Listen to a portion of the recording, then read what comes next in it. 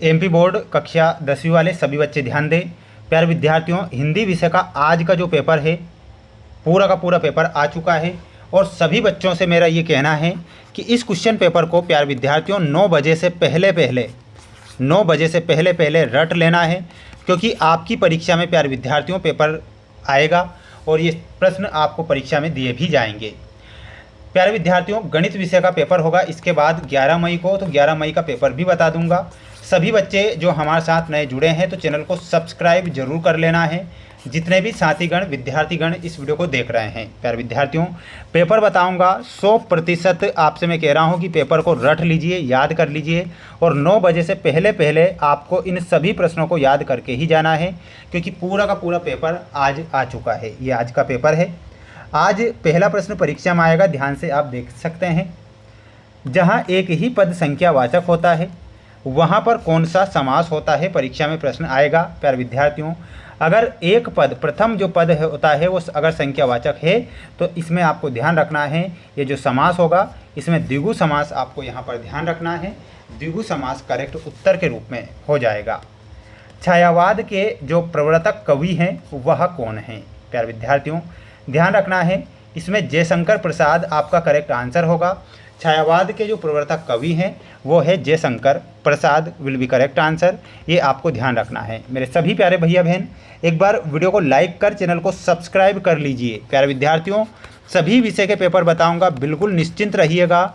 Channel पर अगर आज नए जुड़े हैं तो जल्दी से आप चैनल को सब्सक्राइब जरूर करें। उत्साह नामक स्थायी भाव जागृत होता है तो वो होता है वीर रस से, तो इसमें आपको लिखना है वीर रस। अमीरुद्दीन का जन्म कहाँ पर होता है? तो अमीरुद्दीन डागर का जो जन्म होता है वो होता है डुमराव में, तो यहाँ पर आपको क्या लिखना है? डुमराव में अमीरुद्दीन का जन्म होता है, तो डुमराव आप यहाँ पर करेक्ट करेंगे। अगला देख लीजिए, अट नहीं रही कविता में किसकी बात हो रही थी? प्यारे विद्यार्थियों, इसमें फागुन की सुंदरता की बात होती है।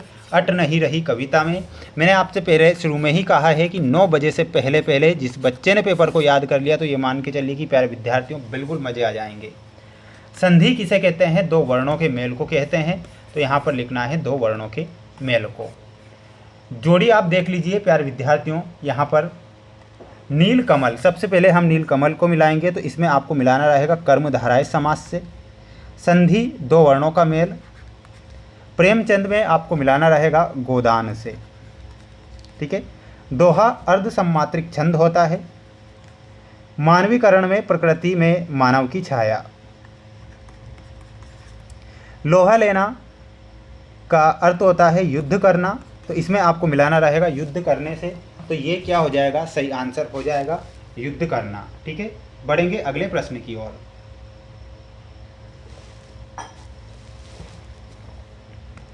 अगला प्रश्न देखिएगा, ये आज परीक्षा में आएंगे, रिक्त स्थान आपके प्रश्न हैं। संगतकार के कवि कौन है? तो संगतकार के जो कवि हैं प्यारे विद्यार्थियों ध्यान रखना है मंगलेश डबराल। कौन है? तो यहाँ पर आपको क्या लिखना है? मंगलेश डबराल।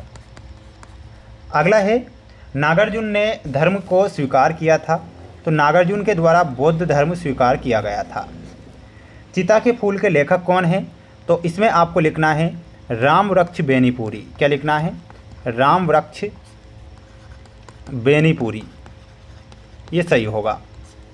जापान में हिरोशिमा पर बम गिरा था, तो यहाँ पर आपको लिखकर आना है आज अणु बम। पहाड़ी कुत्ते कब भौंकते हैं? तो प्यारे विद्यार्थियों यहाँ पर आपको बताना है पूर्णिमा के दिन। जिजीविषा का शाब्दिक अर्थ क्या होता है? इसमें आपको लिखकर आना है जीने की इच्छा। क्या लिखना है? जीने की इच्छा, ठीक है। तो ये आप अच्छे से याद करके जाएंगे। एक वाक्य में उत्तर दीजिए वाले प्रश्न आएंगे कि उत्साह कविता में बादल किसका प्रतीक है? तो यहाँ पर आंसर क्या हो जाएगा? ये क्रांति का प्रतीक है, तो क्रांति लिखना है। मन्नू भंडारी ने अपनी माँ की तुलना किससे की थी? तो यहाँ पर लिखना रहेगा आपको धरती से। शिव धनुष टूटने पर कौन क्रोधित होते हैं? तो यहाँ पर आपको लिखकर आना है परशुराम। कंधे से सर तक बनी मूर्ति को क्या कहते हैं? तो उसे बोला जाता है बस्ट। क्या बोला जाता है? बस्ट बोला जाता है। छोटी जो मूर्तियाँ होती है उन्हें बस्ट कहते हैं, ये आप करेक्ट करेंगे। अगला देख लो, तुलसीदास जी की सबसे अधिक प्रसिद्ध रचना कौन सी है? तो इसमें आपको लिखना है रामचरितमानस। क्या लिखना है?